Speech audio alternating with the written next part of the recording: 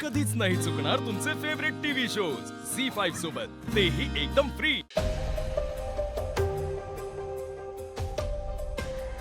आशू थांब अरे साहेब,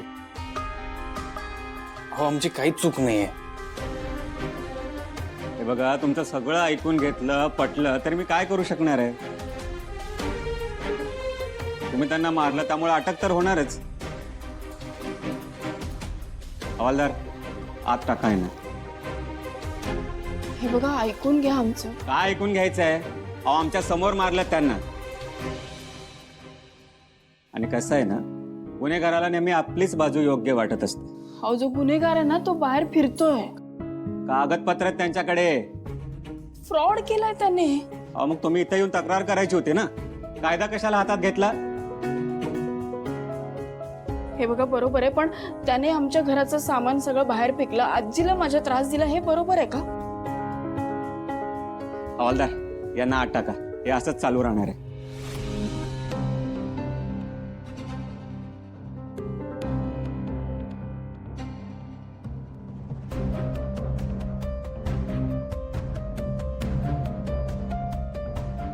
मोबाईल द्या।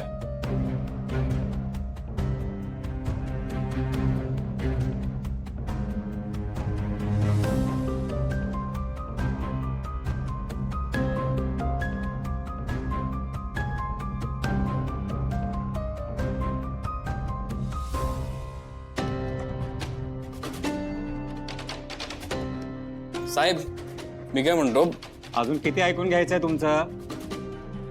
कायदा हातात नसता घेतला तर ही वेळ आलीच नसती। आता राहा आतमध्येच, तुमच्या घरचे येऊन बेल करतीलच।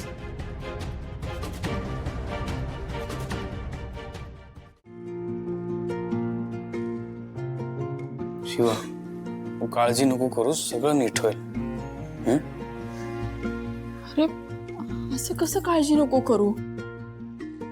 मला आपली काळजी नाहीये, मला खरंच आई आणि आजीची वाटते। अरे त्यांना काय वाटत असेल? आपल्या इथे कोणी ऐकूनही घेत नाही, काय करायचं?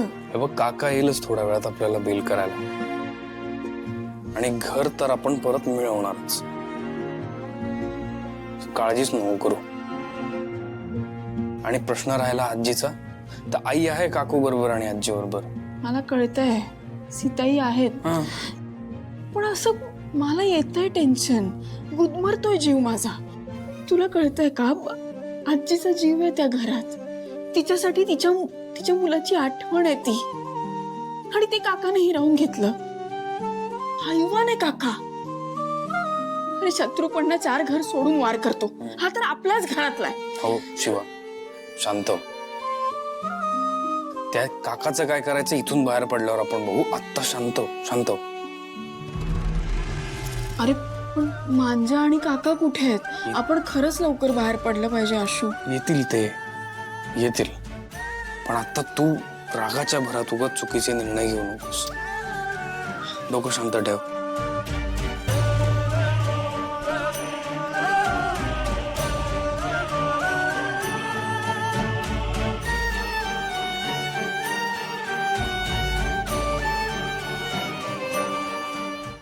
झी5 ॲप डाउनलोड करा आणि पहा सर्व एपिसोड्स एकदम फ्री।